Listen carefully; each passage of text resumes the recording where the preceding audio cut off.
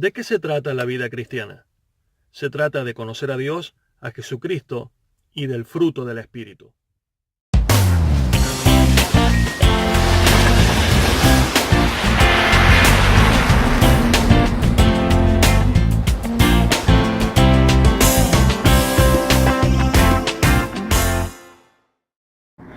Quiero hablarte del fruto del Espíritu. Voy a tomar esta primera parte como una introducción para que nosotros podamos entender qué es el fruto del Espíritu. Quiero empezar con el pasaje bíblico de Juan capítulo 15, versículo 16. No me elegisteis vosotros a mí, sino que yo os elegí a vosotros. Yo os he puesto para que vayáis y llevéis fruto, y vuestro fruto permanezca, para que todo lo que pidiereis al Padre en mi nombre, Él os lo dé. También Pablo dijo en Romanos capítulo 7, en el versículo 4, así también vosotros, hermanos míos, habéis muerto a la ley mediante el cuerpo de Cristo, para que seáis de otro, del que resucitó de los muertos, a fin de que llevemos fruto para Dios. Una planta es la evidencia de una semilla que fue sembrada, y el fruto es la evidencia de ambas cosas. Hay una gran similitud entre lo material con lo espiritual, ya que de la misma manera o del mismo proceso que ocurre con la una, ocurre con la otra. Hay una ley en la naturaleza que toda semilla de fruto regrese a la tierra para que siga la reproducción y la existencia de tal género. En la vida cristiana, un día nos sembraron la semilla del Evangelio. Nosotros no somos dueños de la semilla, pero sí podemos bendecir con el fruto que damos. Ahora, entre más frutos demos, más semillas habrá para sembrar. Por eso la voluntad de Dios es que llevemos fruto, más fruto y mucho fruto. Esto solo se logra si permanecemos unidos a la vid. Entonces, la savia corre en nosotros. Para que un fruto brote y salga a la luz, debe de haber algo externo de donde depende el fruto. En este caso es la planta. Por adentro de la planta corre la savia, la cual es la vida de la planta. Y es esta savia la que produce el fruto en la planta. Así es el Espíritu Santo en la vida del creyente. Él quiere producir fruto en nosotros, pero nosotros debemos permanecer en una vida ligada al Espíritu para que esto se haga realidad. Este tema lo dividiremos en dos partes para entenderla mejor. La primera parte veremos la importancia del fruto del Espíritu en nuestras vidas como hijos de Dios. Veremos que entre los frutos de los cuales nos habla la epístola del apóstol Pablo a los Gálatas, distinguiremos que 3 tienen que ver con el carácter como un estado interior. Otras 3 son la expresión del carácter hacia nuestro prójimo. Las últimas 3 de estos 9 dones es el carácter de una expresión hacia Dios. ¿Cómo podemos dar fruto? ¿Qué se necesita para dar fruto? Juan capítulo 15 del versículo 1, la Biblia dice, yo soy la vid verdadera y mi Padre es el labrador. Y todo aquel que lleva fruto lo limpiará para que lleve más fruto. El Padre se regocija cuando sus hijos producen fruto. Observa que tiene cuidado especial al podar, limpiar a todos aquellos que llevan fruto para que estos puedan llevar más. El Padre no quiere más ramas en la vid, quiere ramas fructíferas. No, ramas abundantemente fructíferas, ramas que den fruto a su máximo potencial. Hay algunos por ahí que, aunque han creído, no se les ve que lleven fruto en su vida. Una vida cristiana sin cambio es una vida cristiana sin fruto. Son una contradicción de sí mismos. Y con esto no quiero decir que cristianos apasionados con el celo de Dios y de su palabra no cometan errores. Claro que sí. Pero cristianos apasionados rechazan el llamado masivo que dice, sigue la corriente. Es suficiente con ir solamente el domingo al templo, sentarse en la banca, cantar y escuchar el sermón. Luego regresan a la casa y se olvidan de todo lo que sucedió hasta el próximo domingo. Pero los cristianos apasionados no se conforman con menos. buscan a Dios y quieren crecer en Él. Quieren acercarse más y más a Él y a su Hijo. Quieren que Cristo se manifieste en sus vidas, tanto como sea posible. Los cristianos apasionados tienen, valga la redundancia, pasión por el fruto y visión por Cristo. Y la novedad es que Dios quiere que seas como ellos. Quieres que seas un cristiano apasionado, o por decirlo de otra forma, un cristiano con pasión por Dios. Un cristiano caliente y no tibio. Que seas una rama fructífera que florece y da fruto a lo máximo. No sé mucho de jardinería, pero sé desde que estaba en la escuela que para que una planta pueda producir fruto, necesita ser podada de vez en cuando. El diccionario dice: podar es el proceso de recortar un árbol o arbusto, hecho con cuidado y correctamente. La poda puede incrementar el rendimiento del fruto. Así, es una práctica agrícola común. En producción forestal se emplea para obtener fustes más rectos y con menos ramificaciones. Por tanto, son de mayor calidad. En el arbolado urbano se utiliza esto y por otro lado se previene el riesgo de caída de ramas. Por otro, se controla el tamaño de los árboles cuya ubicación no permite su desarrollo completo. Toda planta necesita ser podada.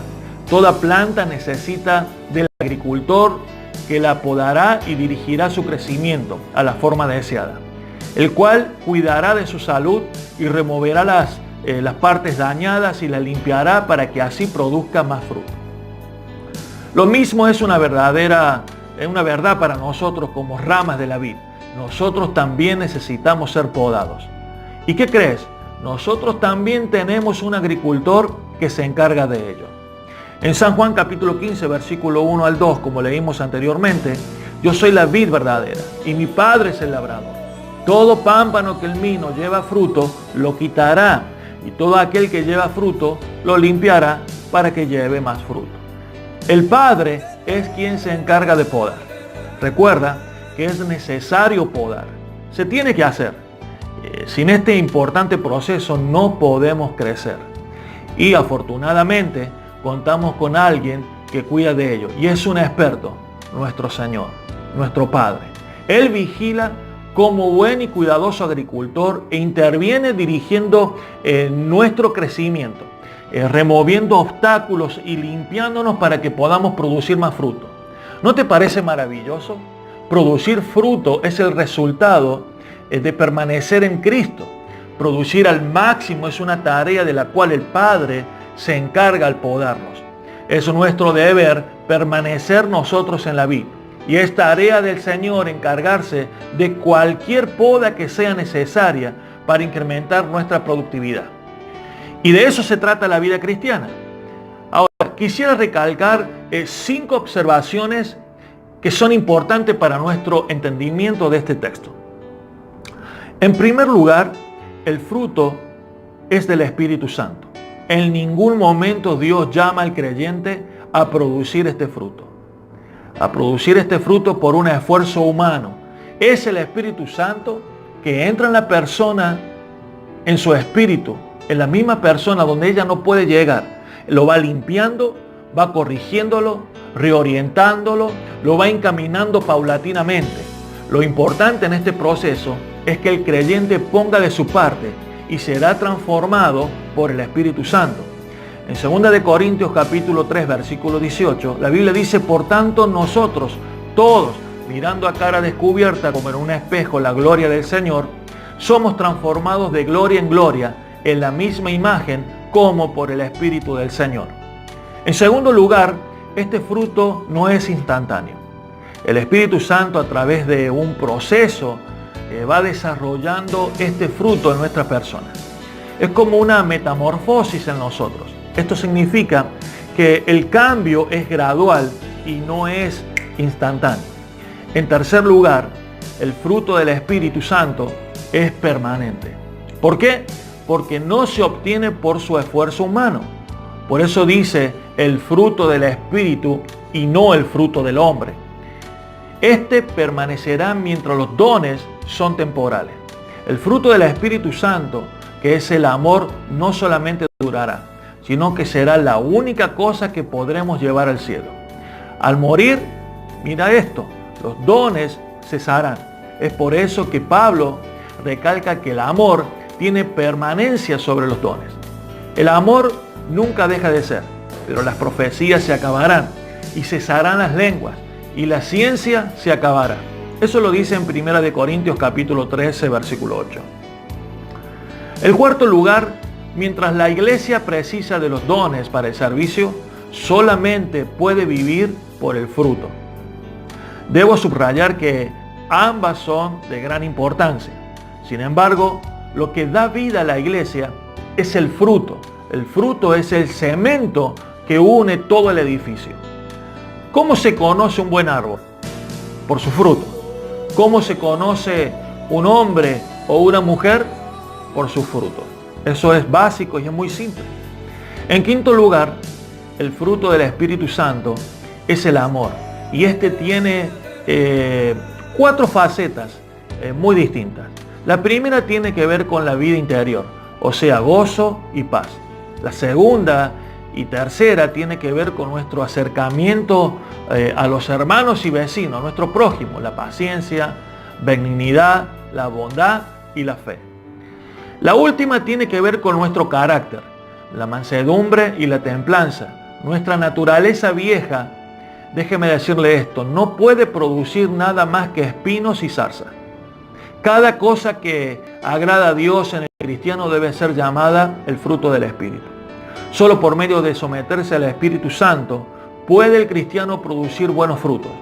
Mientras nos sujetemos a Él, estos frutos pueden ser producidos en nuestras vidas. En 1 Corintios capítulo 12 del versículo 29 al 31, la Biblia dice, ¿son todos apóstoles? ¿Son todos profetas? ¿Todos maestros? ¿Hacen todos milagros? ¿Tienen todos dones de sanidad? ¿Hablan todos en lenguas? ¿Interpretan todos? Dice Pablo, procurad pues los dones mejores, mas yo os muestro un camino aún más excelente. ¿Cuál es ese camino? El amor. La importancia del fruto del Espíritu en la vida de un cristiano, al compararla con los dones del Espíritu, aunque los dos son producidos por Dios, el fruto del Espíritu es mucho más importante que los dones, como una evidencia de la espiritualidad verdadera. Los dones del Espíritu no ofrecen ninguna evidencia de salvación. El fruto del Espíritu, sin embargo, solo puede ser producido en la vida de aquellos en los cuales mora el Espíritu Santo. Los dones del Espíritu pueden usarse como un medio de glorificación personal en lugar de edificación común. La misma naturaleza del fruto del Espíritu previene su mal uso con fines egoístas. Los dones del Espíritu son soberanamente repartidos por Dios a quien Él quiere, mientras que cada cristiano, por medio de su relación con el Señor, de su relación con Cristo, pueda producir el fruto del Espíritu. A veces los dones espirituales son puestos en la vida de la gente a veces orgullosas y egoístas, mientras que los frutos del Espíritu solo pueden ser producidos por la consagración y la sumisión cristiana. El amor es claramente superior a los dones del Espíritu. La importancia del fruto del Espíritu en la vida de un cristiano, al compararlos con los dones del Espíritu, son producidos por Dios. Son muy importantes. Aún queda claro que el fruto del Espíritu es mucho más importante que los dones, como una evidencia de la espiritualidad verdadera. Pero de ninguna manera se debe entender lo anterior para menospreciar los dones espirituales. Tienen su propósito, tienen un propósito dado por Dios. Hay que recordar que el fruto del Espíritu revela nuestra relación con Dios y forma nuestro carácter cristiano. Sin el Espíritu cristiano producido en nosotros por la sumisión a Dios, todo lo demás es en vano y nuestro testimonio es inútil. Dios te bendiga, soy Luis Román.